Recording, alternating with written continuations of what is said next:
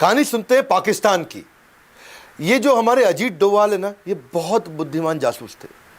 इसकी कहानी को जरा समझते हैं, पहले बैकग्राउंड देखते हैं। इंडिया में पोखरण का टेस्ट कर दिया इंदिरा गांधी ने, जैसे बाद में आगे हमारे प्रधानमंत्री वाजपेयी ने किया था। न्यूक्लियर का टेस्ट अपना हो गया, यहाँ पे सफल हुआ। पाकिस्तान को लगनी थी मिर्ची, उनको तकलीफ होनी थी, उन्होंने अपनी तैयारी करनी थी। तो वहां जो डॉक्टर AQ खान उनके साइंटिस्ट थे, उन्होंने चाइना और फ्रांस से मदद ली कि हम भी अपना न्यूक्लियर टेस्ट करेंगे भाई, हम भी अपने न्यूक्लियर वेपन बनाएंगे। फ्रांस को समझ आ गया ये टेक्नोलॉजी के लिए नहीं, वेपन के लिए कर रहा, तो फ्रांस हो गया बाहर। चाइना मदद कर रहा था, लेकिन ये डॉक्टर AQ खान की तैयारी पूरी नहीं हुई, तो ये नॉर्थ कोरिया निकल गए। साइंटिस्ट थे ये, नॉर्थ कोरिया गए।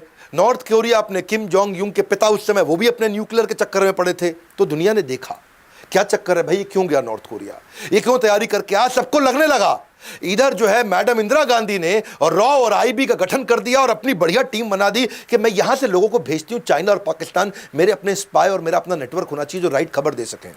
इधर से अजीत डोवाल को सिलेक्ट किया गया कि अजीत डोवाल एक काम करो, अब तुम मेरे को डायरेक्ट रिपोर्ट कर रहे हो, मैं हूं प्रधानमंत्री और तुमको जाना है, इसलिए तुम IB को यहां से लीड करोगे, नेटवर्क बनाओ पाकिस्तान में। काहोटा नाम की जगह थी ये, रावलपिंडी के पास में, जहां पे इनका एक खान रिसर्च सेंटर था, जहां पे इसकी तैयारी चल रही थी। इसकी खबर तो लगी, लेकिन ढूंढना मुश्किल हो रहा था। अब ये अंडर कवर एजेंट वहां पहुंच गए पाकिस्तान के अंदर, वहां ढूंढने का खूब प्रयास किया, कुछ मिले नहीं वहां पे। ये काहोटा में भिखारी बन के घूम रहे थे और अपनी पूरी तैयारी कर रहे थे। इधर इंडिया के अंदर उथल पुथल हुई, इंदिरा गांधी इलेक्शन लूज कर गई क्योंकि अपना इमरजेंसी हुआ था। और यहां कौन आ गए, मोरारजी देसाई आ गए।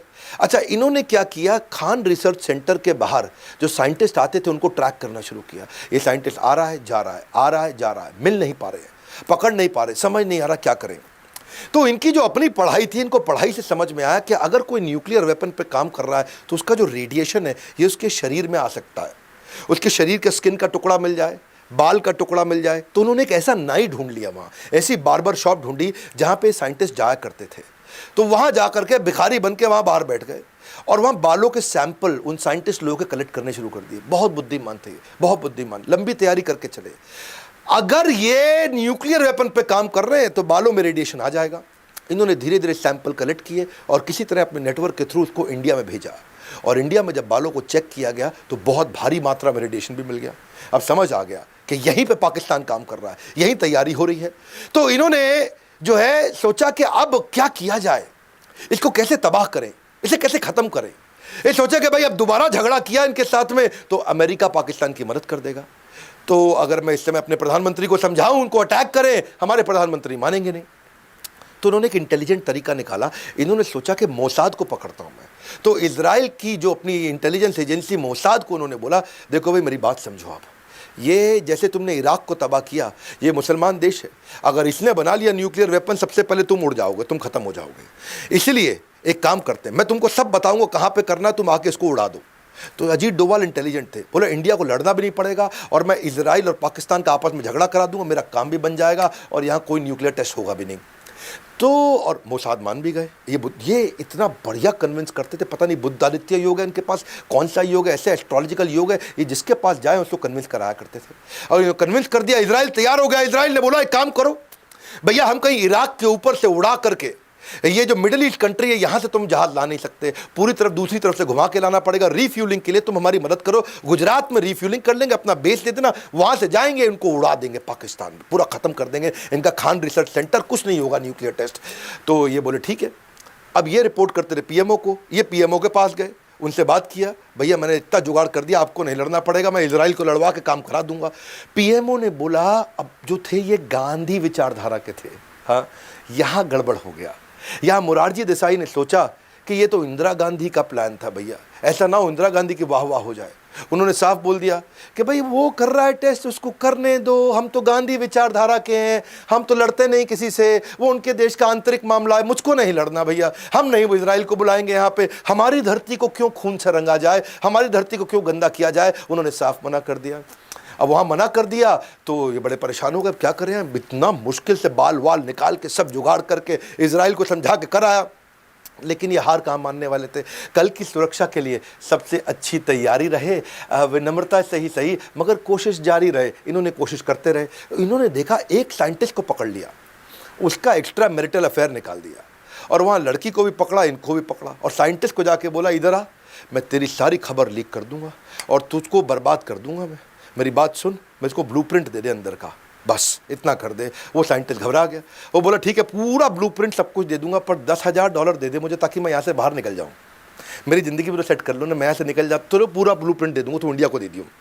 इसने कहा ठीक है, $10,000 तो कुछ नहीं है। इन्होंने अपना फिर फ़ोन लगाया वहाँ पीएमओ को, हाँ जी $10,000 दे दो, काम हो गया हमारा, कैश में जाएगा पैसा। हाँ, तो वैसा ही जुगाड़ चाहिए इनको। तो वहाँ पे मोरारजी देसाई ने फिर मना कर दिया। मोरारजी देसाई बोले ऐसे थोड़ी होता है, हमारे पास तो बजट भी नहीं है जी, हमारे पास पैसा भी नहीं है, और हम क्यों ये सब काम करें। जो पाकिस्तान को करना है वो अपनी धरती पे कर रहा है, हम अपनी धरती पे कर रहे हैं, वो उनका आंतरिक मामला है। मोरारजी देसाई ने फिर से मना कर दिया। अब यहाँ पर परेशान हो गए। अच्छा, इधर हमारे रॉ के चीफ अरिन का वो परेशान हो गए। वो बोले मोरारजी देसाई जी ये क्या तरीका हुआ, हम लोगों ने अपने स्पाई नेटवर्क को जान खतरे में डाल के इंफॉर्मेशन ला रहे हैं। सोचो सर, आपको ब्लूप्रिंट मिल गया तो आप क्या क्या कर सकते हो, आपको सब पता चल जाएगा उनके बारे में। इन्होंने मना किया, उसने रिजाइन कर दिया। अच्छा, अरिन काऊ ने यहाँ रिजाइन किया, लेकिन वो वहाँ हार नहीं माने। अजीत डोवाल फिर भी वहाँ लगे रहे। अजीत डोवाल ने वहाँ और तैयारियां करी कि मैं कैसे मैं इसको नेस्ते नाबूद करूं, कैसे इसको ख़त्म करूं कैसे। पर इतने में क्या हुआ, इनके जो यहाँ पे नए राष्ट्रपति यानी कि अभी आर्मी के थे, वो आकर के प्रो डिक्टेटर जिया उल हक, उन्होंने कंट्री को, पाकिस्तान को अपने कंट्रोल में ले लिया। लेकिन वो चाहते थे आजू बाजू के देशों से रिश्ता ठीक बना रहे, थोड़े धार्मिक थे, सबसे प्रेम से बात किया करते थे। कभी श्रीलंका के प्राइम मिनिस्टर को फ़ोन करें, कभी बांग्लादेश में करें, कभी फ़ोन करें नेपाल में, तो इंडिया में फ़ोन लगाए कभी कभी। अच्छा, यहाँ पे जब मोरारजी देसाई से बात किया, मोरारजी देसाई अपने शाम को अपनी अलग आनंद में जीवन जी रहे थे, और वहाँ मोरारजी देसाई फ़ोन पे बात करते वक्त उन्होंने इनको बोल दिया, तुम क्या समझ रहे हो जिया उल हक, हमने कच्ची गोलियाँ नहीं खेली, हमें सब पता है तुम कहोटा में क्या कर रहे हो। और वहाँ जिया उल हक परेशान, वो कहा ये क्या हो गया, इसको कैसे पता, तुम क्या न्यूक्लियर वेपन बना रहे हो, तुम्हारे कितने साइंटिस्ट हैं, वहाँ क्या क्या तैयारी करी, तुम्हारे खान रिसर्च सेंटर में क्या हो रहा है। हम कच्ची गोलियां नहीं खेलें जिया उल हक, हमारा भी नेटवर्क है तुम्हारे यहाँ पे, हाँ जरा कंट्रोल में रहो जिया उल हक। जिया उल हक परेशान। ये हमारे देश के या दुनिया के किसी भी देश के प्रधानमंत्री के द्वारा की गई लगभग सबसे बड़ी गलती थी।